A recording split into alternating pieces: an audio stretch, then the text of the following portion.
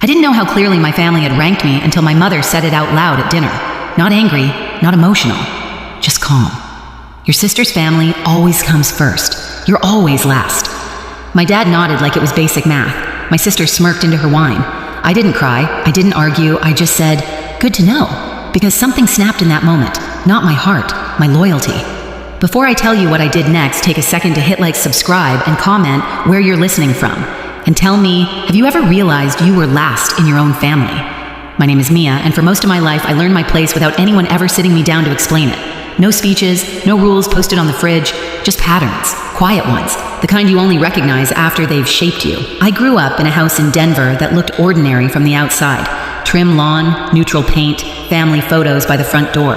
But if you stood still long enough inside that house, you could feel how attention moved. How it flowed quickly toward one person, and how it slowed, thinned out before it ever reached me. My sister had a gravity I didn't. Conversations bent toward her. Plans were made around her schedule. When something went wrong, people rushed. When something went right, they celebrated loudly. I learned early that my role was different. I was the one who didn't need much, the one who could handle it, the one everyone described as strong, like it was a compliment instead of a warning. I didn't grow up unloved. That's the complicated part. I was loved in theory, in reassurance, in phrases like, you'll be fine and you're so independent. Love that sounded generous but came with an unspoken condition, don't ask for more.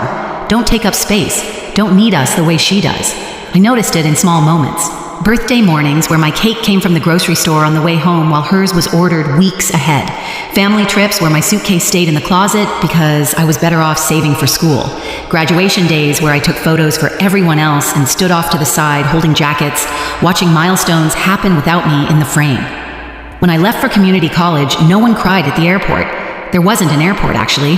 Just a quick hug in the driveway and a reminder to call when I got there. I paid my own way, worked extra shifts, learned how to stretch money and time because I had to. And every time I succeeded, it quietly reinforced the story my parents told themselves. See, she's fine. She doesn't need us. Years later, when I moved to Seattle for work, the pattern didn't change. Phone calls were brief, updates about my life were acknowledged, then redirected. How's work? That's good.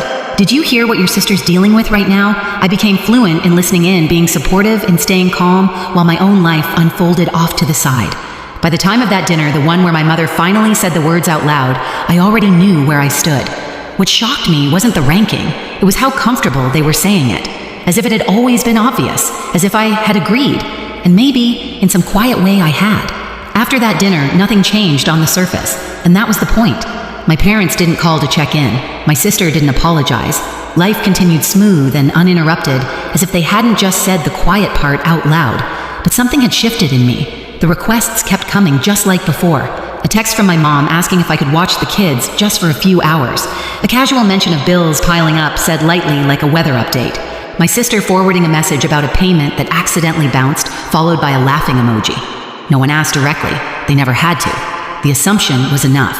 I noticed how automatic my old responses had been. Of course, no problem. I'll figure it out. This time I didn't answer right away. At first it felt wrong, like I was breaking some invisible rule. I'd see my phone light up and feel that familiar pull in my chest, the reflex to smooth things over before they escalated. Instead, I let the phone sit on the counter. I finished my coffee. I went to work.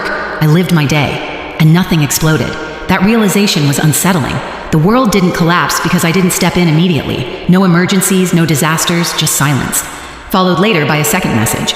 Then a third, more pointed one. Are you okay? You've been quiet. I was quiet because I was paying attention.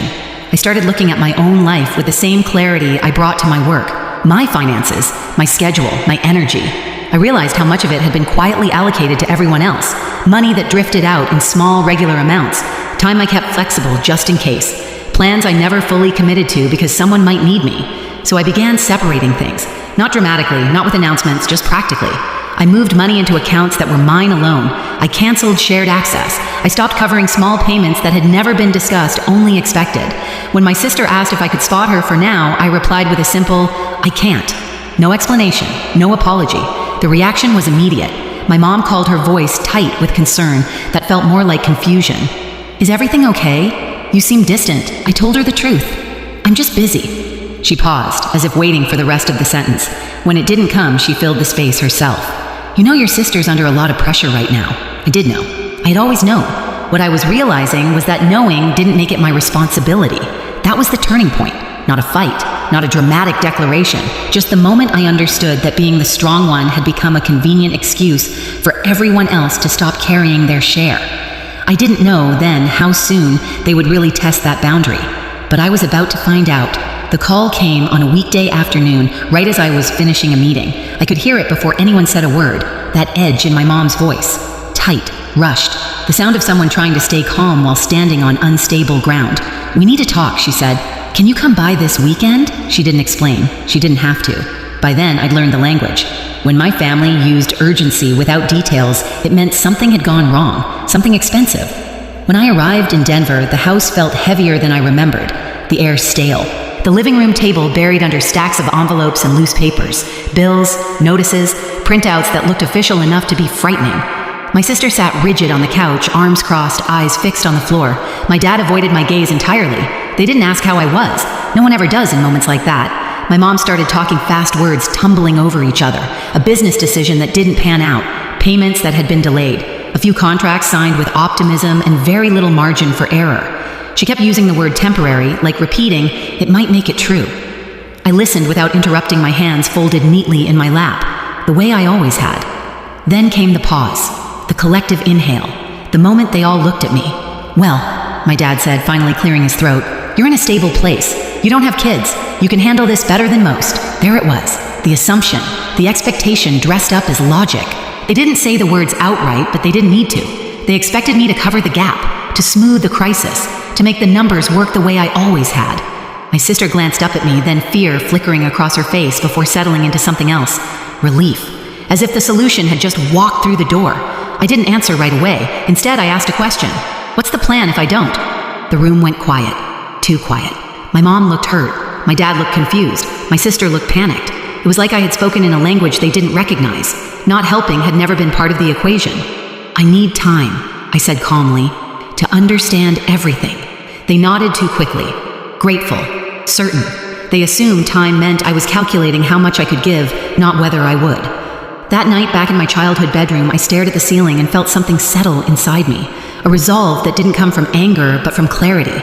The next morning, I made 2 appointments. One with my therapist, one with a legal advisor. If I was going to step into this mess, it wouldn't be as the family's safety net.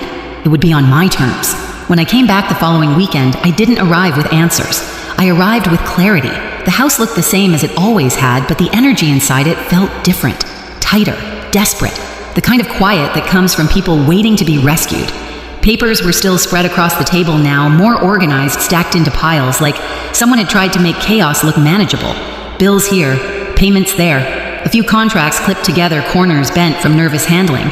My parents were already seated. My sister sat beside them, her husband hovering near the doorway like he wasn't sure if he was welcome in the room where the damage had been assessed.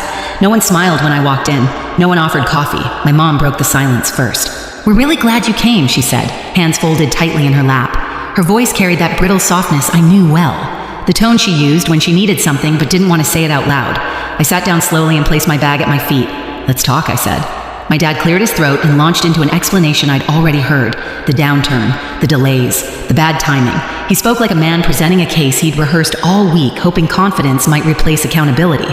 My sister nodded along, eyes glossy, occasionally adding a detail about stress or the kids, or how none of this was supposed to happen. Eventually, the words ran out. That's when my mom leaned forward. "We just need help getting through this part," she said. "Once things stabilize." "How much?" I asked. She blinked. My dad hesitated.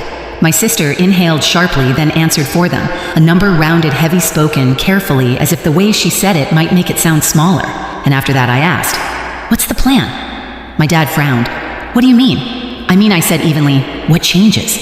So this doesn't happen again." The question landed wrong. My mom's expression tightened. "Mia, this isn't the time to interrogate us." I nodded slowly. "Then it's not the time for me to write a check." The room shifted. My sister sat up straighter. "We're family," she said, her voice rising just enough to carry emotion without crossing into accusation. "This isn't about plans. It's about helping who I asked." She looked at me like the answer was obvious. "Us." I glanced around the room. "And who's helping me?" No one spoke. My dad leaned forward, elbows on his knees. "You're in a different position," he said. "You don't have the same responsibilities. You're single, you're stable, you can afford to step in." There it was, the logic I'd heard my entire life, the math that always ended with me absorbing the cost. I can afford to step in, I said carefully, because I've spent years planning my life as if no one would ever catch me if I fell. My mom's eyes filled. We didn't know you felt like that. I met her gaze. You did. You just didn't think it mattered. The room went quiet again, but this time it wasn't confusion. It was discomfort. I reached into my bag and pulled out a folder, sliding it onto the table between us. The movement was slow, deliberate. Every eye followed it. This is what I'm willing to do, I said, and this is how. My dad opened the folder first, his eyebrows knit together as he scanned the first page, then the next. My mom leaned over his shoulder. My sister craned her neck, her face draining of color. This is a loan, my dad said flatly. Yes, I replied, with clear terms. My sister shook her head. Why are there conditions?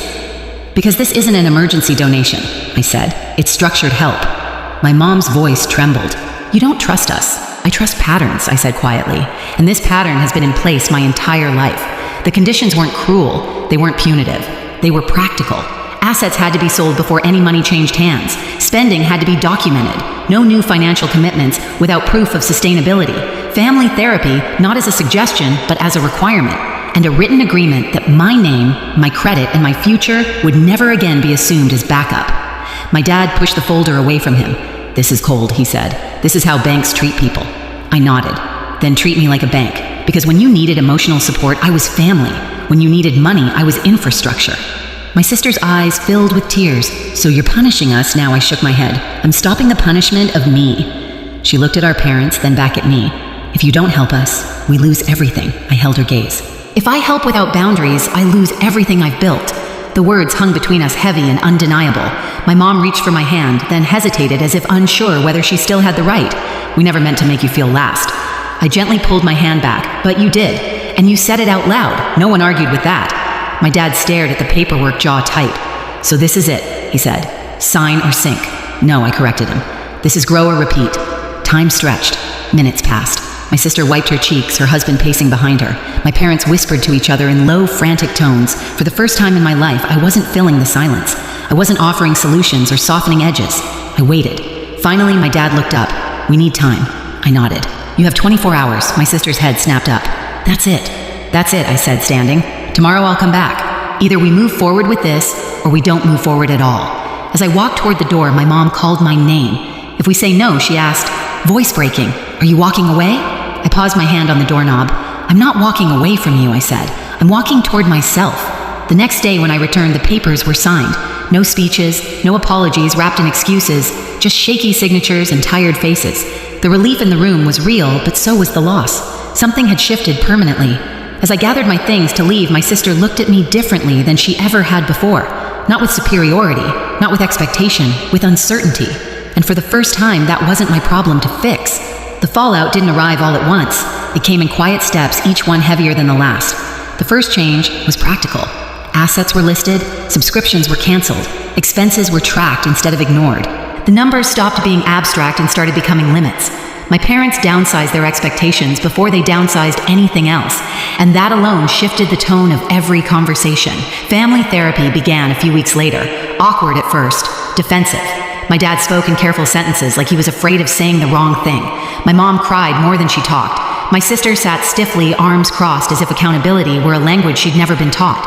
I listened more than I spoke, not because I had nothing to say, but because I no longer needed to convince anyone of my reality. The truth had already been written down, signed, and agreed to. Something unexpected happened over time. The panic faded. The urgency softened. Without me quietly absorbing the consequences, everyone else had to carry their share. My sister learned how to sit with discomfort instead of handing it off. My parents stopped using phrases like, we'll figure it out, when they really meant Mia will. The relationship didn't heal in a dramatic way. There were no movie moments, no sudden transformation. But there was space. Space where guilt used to live. Space where obligation had once pressed down on my chest. Back in Seattle, my life felt steadier, lighter. I focused on my work. I slept better. I stopped bracing myself every time my phone buzzed. When my mom called, it was to ask how I was not what I could do. When my sister texted, it wasn't followed by a request. The biggest change wasn't theirs, though. It was mine. I no longer felt responsible for maintaining the illusion that everything was fine. I didn't rush to prove my worth by fixing problems that weren't mine. I learned that boundaries don't erase love. They define where it can exist without destroying you.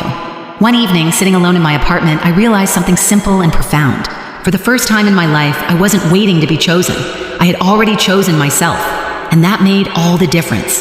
For a long time, I thought being last in my family meant I needed to try harder, give more, stay quieter. I was wrong. Being last was never a position to fight for. It was a sign to step out of the line entirely and build a life where my value didn't depend on sacrifice.